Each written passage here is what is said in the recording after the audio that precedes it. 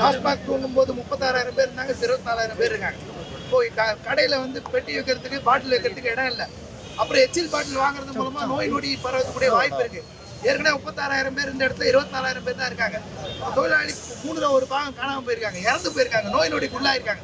அவங்கள மேலும் பணிச்சுமையை உருவாக்குறாங்க. தமிழ்நாட்டிலே டாஸ்மாக் துறையில் மட்டும்தான் பணி நிரந்தரம் என்பதே கிடையாது, நிலையாணைகள் என்பதே கிடையாது, இஎஸ்ஐ கிடையாது, பிஎஃப் கிடையாது, எந்த சட்ட சலுகைகள் இல்லாமல் கழிப்பறை வசதி கூட இல்லாமல் 10க்கு 10 கடையில் உட்கார்ந்துருக்கிற சூழலை திரும்ப பணிச்சுமையை அதிகப்படுத்தி தொழிலாளர்களுக்கு மன உளைச்சலை ஏற்படுத்தக்கூடிய வேலையில பணிச்சுமையில ஈடுபடுத்திட்டு இருக்காங்க.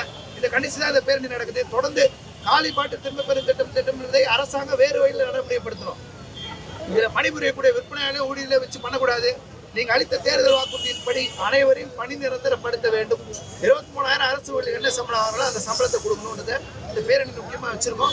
திரும்ப காலிபாட்டு திரும்ப பெறும் திட்டம் என்பதை தொடர்ந்து கொண்டு வராங்கன்னா, வலியுறுத்துறாங்கன்னா தமிழ்நாடு முழுக்க கடைகளை வேலை நிறுத்தம் செய்வதற்கு உண்டான போராட்டத்தை இருக்கும். 2 நாளைக்கு முன்னாடி காலிபாட்டு சம்பந்தமா போராட்டம் பண்ணிருந்தீங்க, அதுக்கப்புறம் இன்னைக்கு போராட்டம் பண்ணிட்டு இருக்கீங்க. அவங்க காலிபாட்டு திரும்ப பெறும் திட்டத்தை கேன்சல் பண்ற மாதிரி இல்ல, அது எப்படி பாக்குறீங்க? நாங்களும் விடுற மாதிரி இல்லை, அவங்க திரும்ப பெறும் திட்டத்தை நிறுத்துறாம இல்லை, நாங்களும் போராட்டத்தின் மூலமா தடுத்து நிறுத்துறதுக்கு வழி இல்லாம அது தொடர்ற மாதிரி இருக்கு. காலி பாட்டில் வாங்குறதுனா எப்படி வாங்க சொல்றாங்க?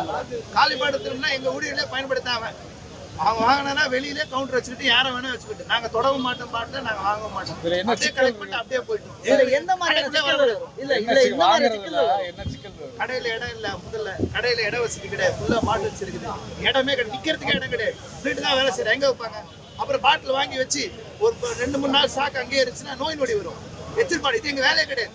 எங்களுக்கு பணி நிலைமை கொடுத்த ஆர்டர்ல காலி பாட்டு திரும்ப பெறுன்றது எங்களுக்கு வேலையே கிடையாது. அப்போ மானை காப்பாற்றலாம், மயிலை காப்பாற்றலாம், யானையை காப்பாற்றலாம், சிங்கம் காப்பாற்றலாம், புளியை காப்பாற்றலாம், 2 கால் உள்ள மனுஷனை யாரை காப்பாத்துது? அதை தாண்டி திரிக்கிற விஷயம் செஞ்சாங்கன்னா மனிதர்களுக்கு உண்டான உரிமையோட போராட்டம். இப்போ பாட்டில் வந்து வீட்டுக்கு வாங்கிட்டு போயிட்டு குடிக்கிறவங்க இருக்காங்க, இல்ல வெளியில வாங்கிட்டு போயிட்டு குடிக்கிறவங்க இருக்காங்க. அந்த பாட்டில் எப்படி நம்ம வந்து சேமிக்க முடியும்? அந்த பாட்டில் சேமிக்கணும்னு சொல்ல, நாங்க அதுக்குள்ள சேமிக்கணும்னு சொல்ல, கோர்ட்டோட தீர்ப்புன்னு கணக்காட்டுறாங்க. எங்க ஊழியரை பயன்படுத்தாதீங்க, நீங்க வெளியே வச்சு வாங்கிக்கோங்க, எங்க வேணா வாங்கிக்கோங்க, வேற கவுண்டர் போட்டு ரோட்ல ஒரு கடையை வச்சு வாங்கிக்கோங்க, எங்க கடைக்குள்ள கொண்டு வர எங்க கடைக்குள்ள இருக்கிற ஊழியர்ல கொடுமைப்படுத்தாதீங்க. அதான் நான் கேட்கிறேன்.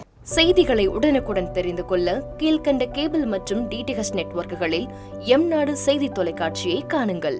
பாதகம் செய்பவரை கண்டால் நாம் பயம் கொள்ளலாகாது பாப்பா, மோதி மிதித்து விடு பாப்பா, அவர் முகத்தில் உமிழ்ந்து விடு பாப்பா. அண்மை செய்திகளை உடனுக்குடன் தெரிந்து கொள்ள இணைந்திருங்கள் எம்நாடு தொலைக்காட்சியுடன்.